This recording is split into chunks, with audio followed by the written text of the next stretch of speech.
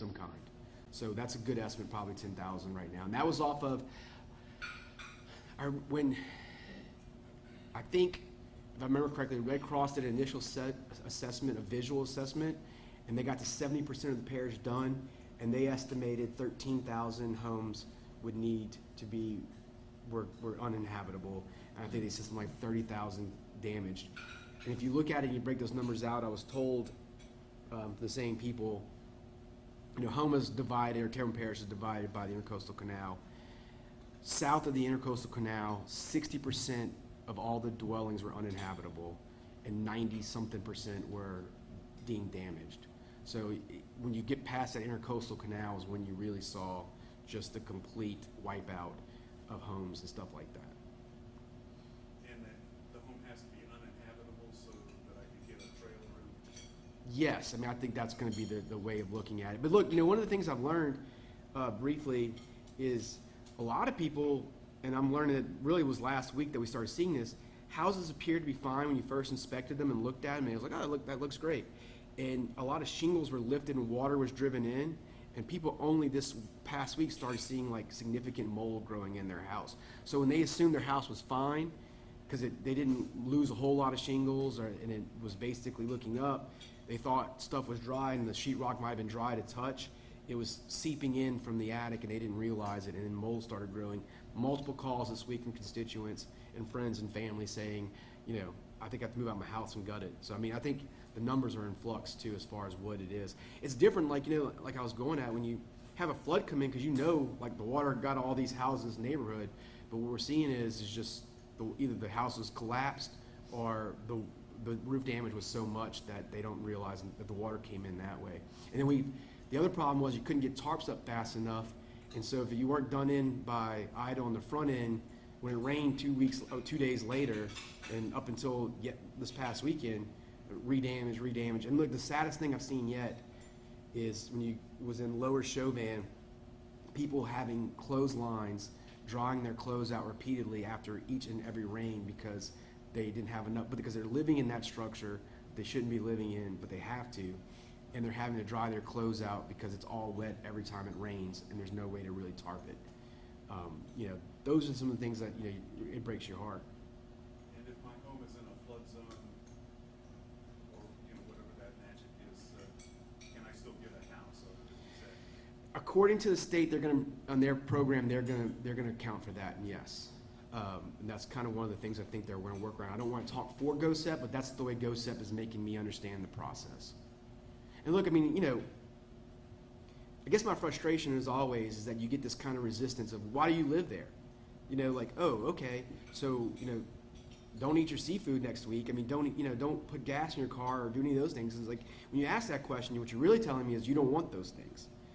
Because that's where it's happening at. 40% of all domestic seafood comes through South Louisiana, and primarily Terrebonne and Lafourche and Plaquemine parishes on the eastern side. Cameron Parish too, which is also affected.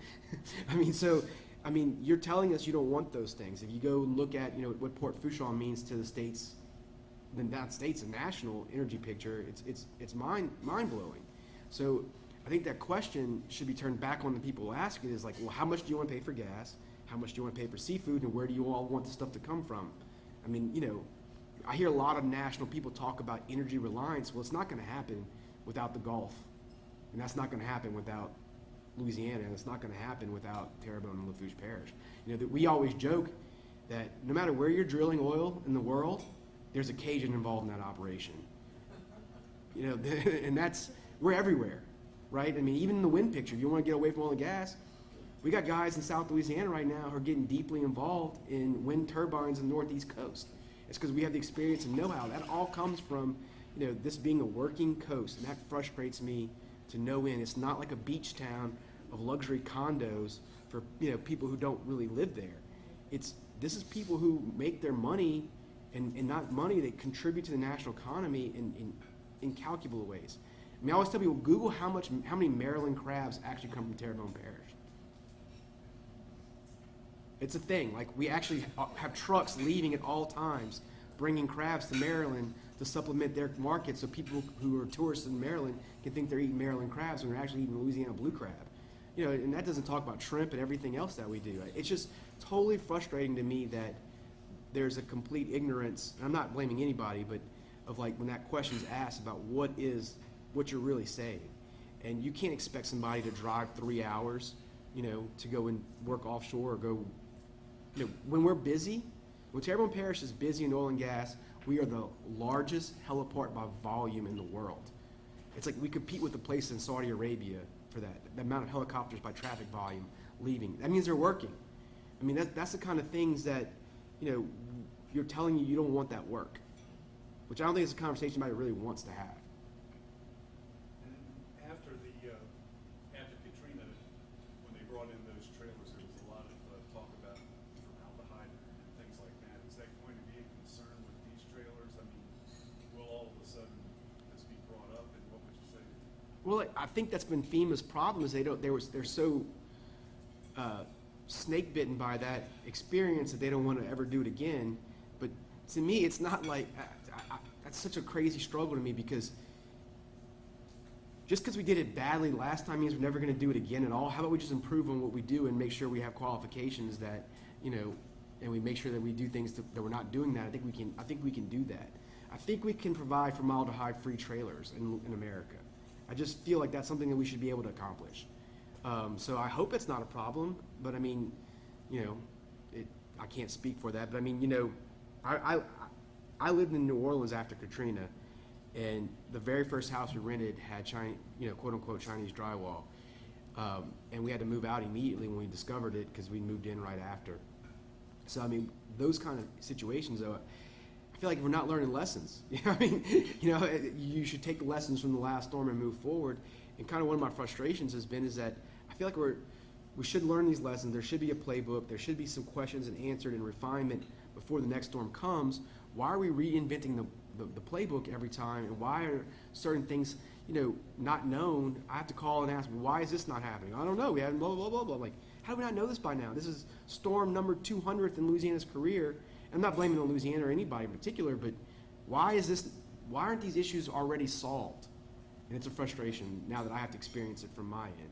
Like showers. Why is it that I have to work on getting private donors to go help out a nonprofit rent at a cost of over $20,000 a month, a travel shower unit to bring it to a remote area? Shouldn't either the National Guard, FEMA, GOSEP, somebody have this contract or have this available? I mean, it seems wild to me that in an area that deals with this on a repeated basis that we're still doing it, but here we are. Yes?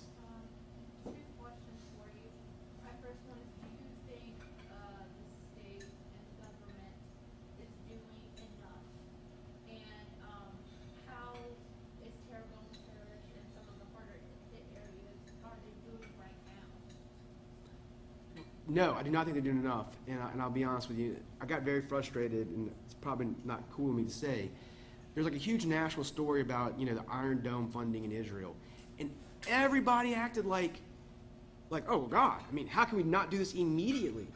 And I love Israel, all that good stuff, but this is happening in America, and we had to wait for it to be part of a bigger package, and both sides leveraging and bluffing and doing all things, when they can take an up or down vote and overwhelmingly vote to send $1 billion immediately to Israel for a system they already have.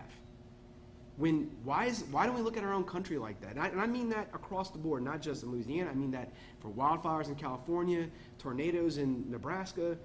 I don't understand why we would ever politicize natural disasters, because there's nothing that we do ourselves.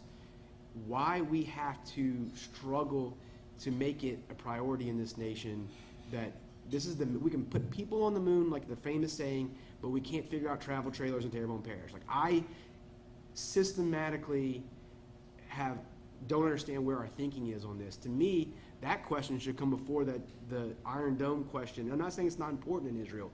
I'm just saying, why is it not the same bipartisan, no politics involved really movement here? I don't get it. I really don't get it. And I'd feel the same if it was in New York or California. I don't understand why we put politics into any of this stuff. So I think the problem, yes, and I think there is a desensitization it's been desensitized on an event that like we just, we're used to seeing people on TV suffering and oh okay, and it doesn't sink in the national conscience anymore, and I think that's really sad. I do. I mean, I think it's horrible. And look, the one thing I think we should all, regardless of party, regardless of anything, we should agree on is that the fundamental role of government is to provide a basic level of safety to people. That's the number one, and if we're getting away from that, I think it's very sad. So I think we should be able to do more. The timelines, are not fast enough, and I think there's a bureaucracy that sets in that, 6 weeks is fast, and it's fast when you go home and you sleep in a bed and you have AC on and you have a roof. But if you're living not in that condition, that's not fast at all. That's damn near turtle pace. And I think that they think those timelines are acceptable because the bureaucracy that in their mind is acceptable. Yes? What are you doing to alleviate or prevent sticker shock from the insurance companies' future rates? Yeah, look, I mean, I think that's a great question. I think part of the problem we have is, I want to say this as non-politically as I can. I think part of the problem we have is we have to get more insurers to feel comfortable in insuring in Louisiana. And the other side of that is we have to hold all the insurance companies accountable that are insuring in Louisiana. And we can't confuse that. I think it's easy to, in the drive to get as many guys here and write policies that we can give up on the accountability piece. But getting all those guys here, if we don't hold them accountable, isn't worth doing it, right? I mean, what's the point of having really cheap insurance and lower insurance if it doesn't cover anything? We're better off just putting our money in a savings account and trying things out that way. So I think there's some things we can do on the front end to make it more, the process of insuring is more, insurance companies can know what they're getting in. But at the same time, I think we also have to hold in mind that the insurance companies, it wasn't flood insurance, it was wind and hail this time, which we know that for the most part, unless St. Charles and Lafitte. But the impact zone is different.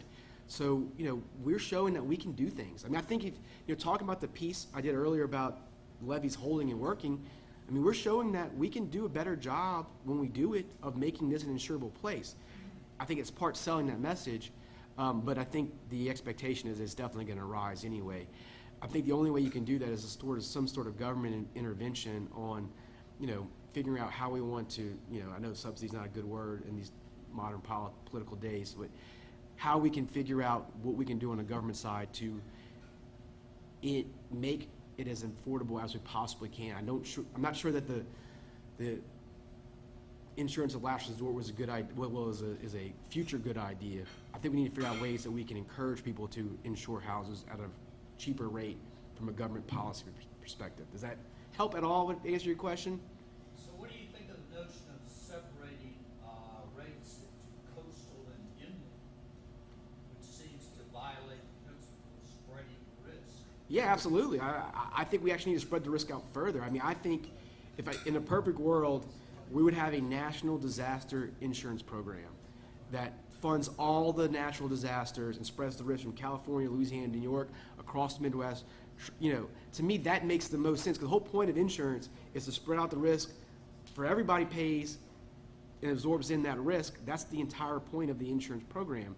By saying you pay for your own, well, that's not really what insurance is at the end of the day. It's also a highly regulated market, so you got to figure in that there's a level of regulation that's going to be there to begin with, as opposed to like a general contract.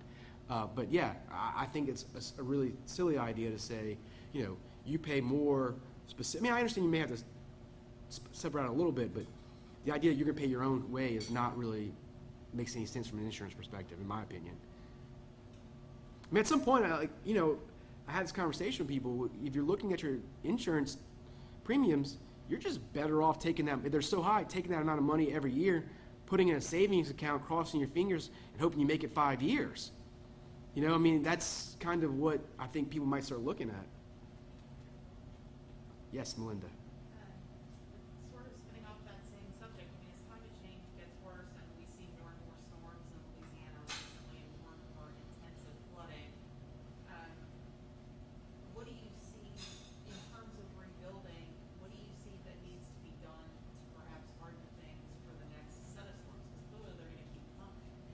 Correct. And then look, I think one thing that's probably story's not going to get told is, we after Katrina, we changed a lot of the building codes in Louisiana. If you look at those structures, I don't have any hard data for it. This is just me visually driving around the parish and like looking at, what we did.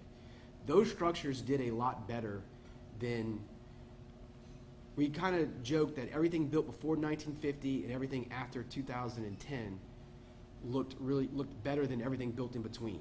Like that era of poor construction with lack of building codes got absolutely decimated. So I think that we can require people to build smart. Now, the flip side of that I will tell you is, a common thing I hear from people is, you made me build 20 feet in the air, and now it was a wind sail for Ida, and I got knocked down because of it. So you're trying to save on the flooding, only to have me knocked over by the wind. And I think that's I think there's probably something to it, visually expecting it. So I think, not just building, I think the famous thing is, generals fight the last war, and they don't fight the future war that's coming, like they always say, like, the people in World War I were actually just re-fighting the Civil War and not realizing that, everything had changed. And that's how trench warfare was so horrible, because they didn't realize that it was a different game. We should be thinking, I think, what is the next storms are going to look like, and maybe not, and how our topography has changed, what things we have in place, and maybe not necessarily looking just to protect against Ida, but, continually thinking about what the next storms look like and responding with building codes that make sense. What do you think the legislature's role is in responding to this? I think we should look at some of the things Florida's done, because I think Florida's done well as far as their building codes on the coastal side. And look, it comes at a cost, and we may have to look at what we can do to incentivize that kind of construction and those kind of building codes, because you also don't want to price people out. One of the things that, on the flip side of it, Melinda, that we probably talk about that doesn't get told is the people who live in coastal South Louisiana, where I'm from, are culturally marginalized people. And it's like the reverse of Florida. It's not nice, we were talking about it earlier. And so I think we have to be very careful, though, that we don't price them out and we don't do things that makes it unaffordable to live in South Louisiana, and it becomes just a coastal rich person's community.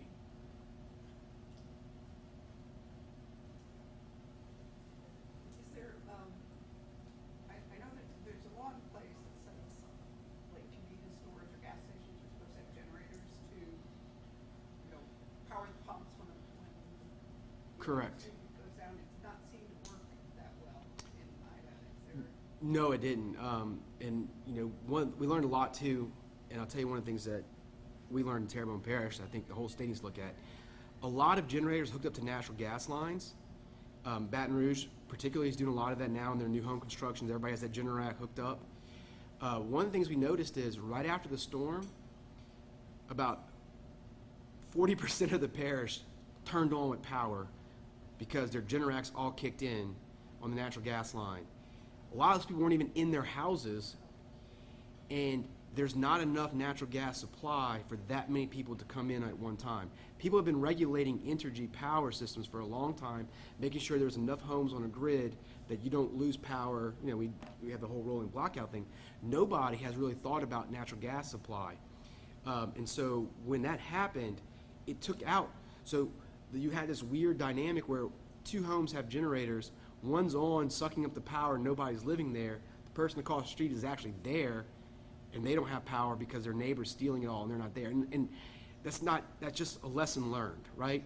And so, talking to local officials, they're going to make sure that we start looking into, before we sign somebody up or allow their natural gas to be put on, to hook up to natural gas, there's enough supply to supply them in an emergency. So that, I know that's not the exact question you asked, but I'm going into, the issues that we had. The other thing is, generators can be in a vulnerable spot. A lot of stuff was just damaged. One of the problems we've had that we haven't really had a chance to talk about is Entergy would power up a street, and none of the houses turned on because all the stuff that connects them to the Entergy power was broken. So we had to get electricians out there to refix. And that's not Entergy's mission. They don't have electricians on standby. So if you can't receive the electricity, you can have all the power in the world, and that's something you learn from having 150-mile-per-hour winds sustained. So I think getting generators in a position that they're hardened to where they can survive the onslaught of an extreme wind event is another issue. And then the third and final piece is that actually making sure that people are complying with the law and that you have people inspecting and people going out and they're being fined if they don't have generators.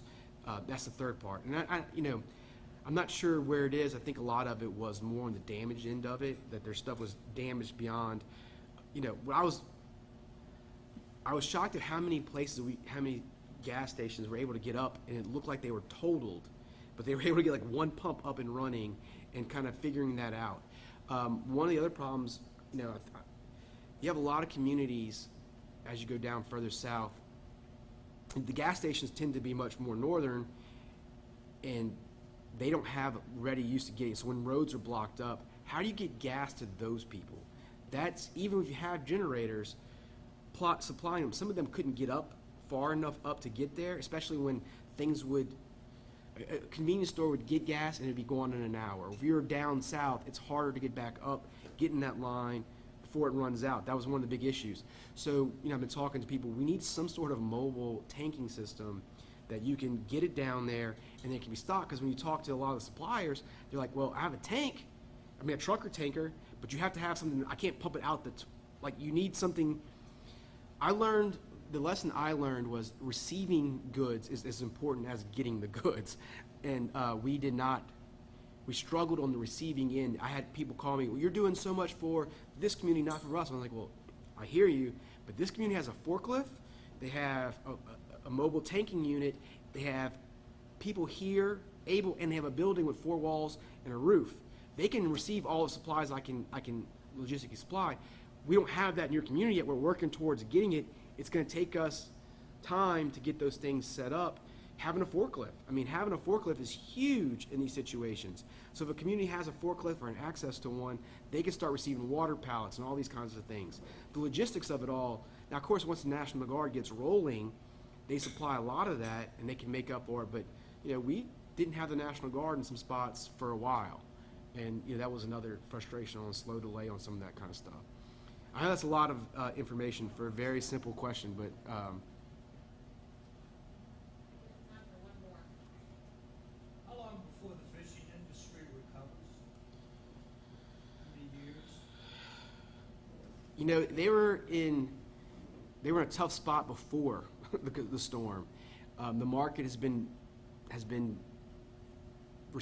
not provided enough in wages in a long time, and so the encroachment of foreign seafood and all those kinds of things has been a struggle for all of those people for a very long time, and this did not do it any favors. One of the things my office was getting very frustrated with FEMA was that we have basically a known amount, and it's very few, a fraction of what we used to had of processors in the state on the coast. While you had 100 or even hundreds at one time, you're down to under 20 or around 20 probably across the state. And a lot of them were holding on to product that they were trying to keep with generators and trying to keep so they lose, because if they lose it, it's like $1 million loss for them. And if they lose it and they can't sell it, they're probably out of business. So they're trying to desperately hold on to product. And FEMA has a rule that they can't give you any funding for any private business. And I understand the rule, but I also understand the situation. And that's a food supply line at the end of the day. And so we were really struggling to get generator, ice, power, all those things to those guys. Most of them had generators, well, not all of them, but some of them had generators. But it was getting resupplied in fuel. If it's diesel's hard to get. I know this is not answering your question. My point being is I think we probably lost some of those processors along the way in this process. I don't know if all of them come back. I think there's some frustration with them as far as, I don't want to do this anymore. We've been open for 100 years, but this isn't how I want to conduct my business. And I think it's going to be a while before. I think we have to first convince them to stay. I think on the fishermen level themselves, they feel the same way. Do I want to keep doing this anymore? Keep having to, rebuild? Those are the ones who hit them hardest with no houses. Getting them back, letting them do it. I think it's probably going to be a decade at least before it's even remotely back to where it was before the storm, if ever. I mean, I think the state really needs to, I know we have the Seafood Marketing Board, we try to do some things from that end, but I think we really need to look at what we can do from the economic development side of building out an industry. One of the things that frustrates me about Louisiana is we're always chasing other states and doing what they already did, and then try to do it after the fact, expecting we're gonna get the same result that that state got. So like, you know, to me, well, they've already achieved it, why would somebody come here now? Like, you know, and Austin's already done these things, why would somebody come do that in Baton Rouge? And so I would think we would look better if we take a really good wholesale look at what we have and then build out of that. How can we take the seafood industry and bring it into the 21st century? You know, like, how can we make that have more jobs, have them pay better, have them have, you know, how can we make those things that we do already, and what other industries can we build off of the existing seafood industry? You know, there's a market for all that stuff. The dried shrimp is still, it may not be a local delicacy anymore like it used to be in Louisiana, but it's still huge in China. And they have 1 billion plus people over there who would who value, actually want Louisiana dried shrimp over any other shrimp in the world. So, you know, what kind of things we can do, and if you look at a dried shrimping package, it looks like something from 1945. You know, it looks totally out of step of what a modern consumer would want to purchase. Those kinds of things, I think we should look at, and then what industry you can build off of those things. I think that has to be a focus at some point, and we can only speed up that timeline from that. That's it for questions. Thank Very you. much. Appreciate it.